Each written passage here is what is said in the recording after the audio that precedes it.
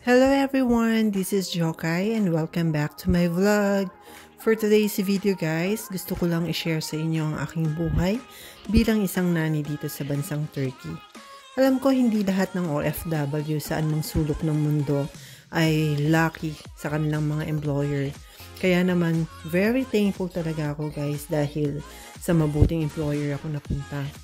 Long school holiday nga pala dito ng mga bata sa Turkey.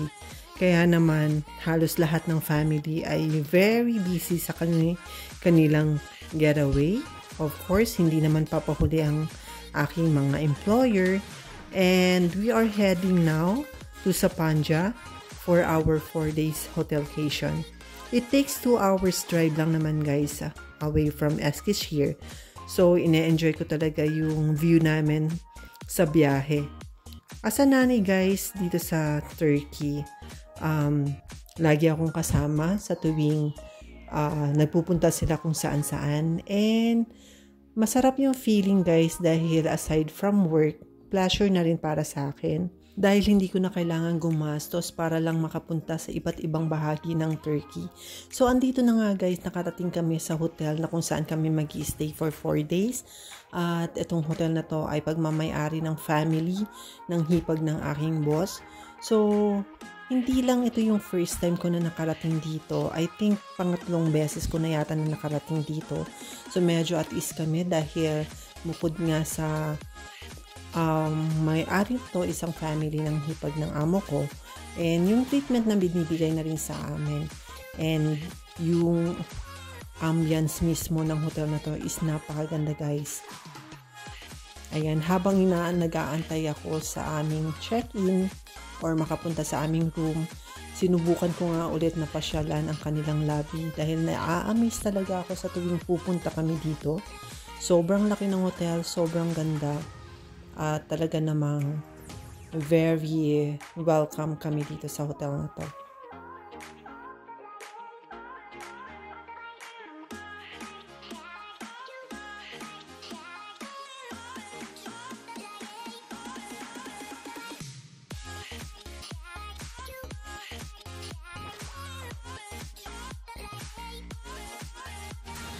So, ito na nga guys, papunta na kami sa aming mga room. At ito nga ang aking room kasama ng aking alaga. Usually guys, kapag nag-hotel kami is may sarili kaming room ng aking alaga. So, natutuwa ako sa hotel na to dahil napakarami nilang complimentary. Ayan, may maraming kape. At meron din namang wine as complimentary and fruits. Ganun din ang kanilang CR. So, hindi ko na masyadong na video guys ang kanilang CR dahil nagamit na namin.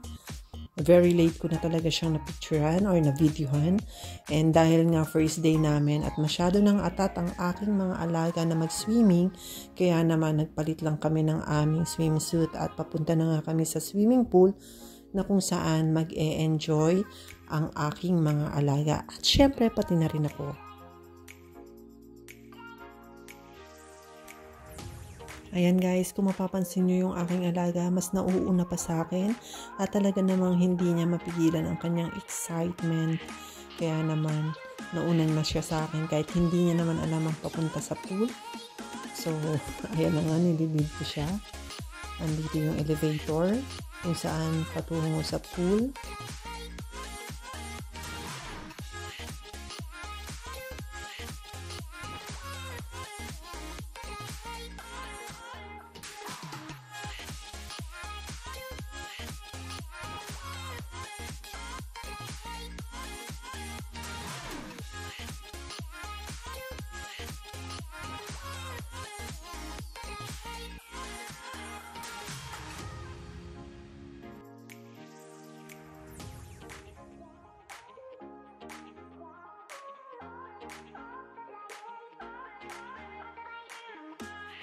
Ito nga guys yung hallway papuntang poolside. And there are a lot of towels here na pwede mong kunin or kumuha ka kahit na ilan ang gusto mo para magamit mo sa mga chairs na nakapaligid sa pool. Ayan kung mapapansin nyo guys, maraming mga chair. And since this is our first day, check naman na mag-i-enjoy kami ng aking alaga. Katulad ng sinabi ko sa inyo guys, hindi lahat ng mga nannies dito is nagagawa or nakukuha yung mga privileges na nagagawa at nakukuha ko. So, ayan, I can swim with my alaga, I can enjoy our vacation, and even I have my me time also.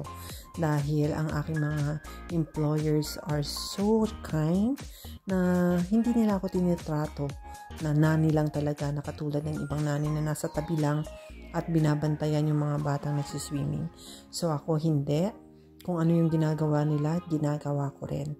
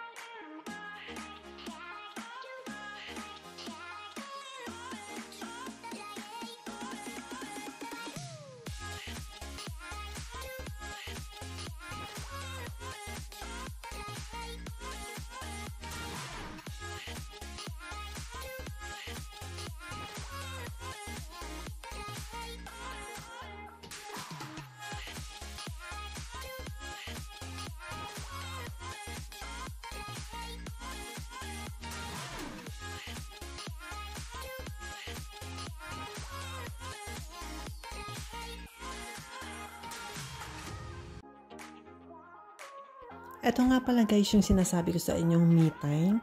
So hinayaan ako ng aking amo na mag-enjoy at makapag-swimming mag-isa. Siya na muna yung bahala sa mga bata. So this is our third day here in hotel, and tomorrow hindi na kami makakapag-swimming dahil we need to check out at 12.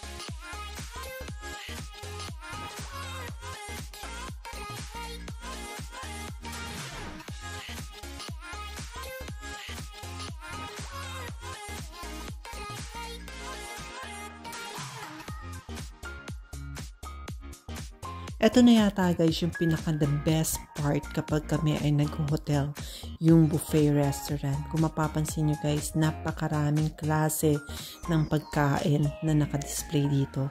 Magmula sa fruits, sa kanilang desserts, yung meron silang mga traditional na dessert, meron mga cakes and pastries, may mga iba't ibang klase ng salad, seafoods, red meat, white meat, lahat na yata is nandito. Of course, hindi mawawala ang kanilang Turkish ice cream and ganun din yung kanilang mga breads.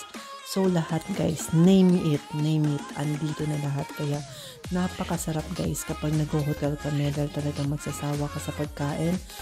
Of course, ang hotel naman, they are offering breakfast and dinner, but hindi mo na kailangan yata mag-lunch dahil sa dami ng kakainin mo from breakfast, hindi mo na mararanasan o hindi mo na mararamdaman yung gutom sa tanghali. So, ito nga ang kanilang Turkish ice cream, different flavors din, but I got the vanilla and chocolate. Ayan, napakasarap guys.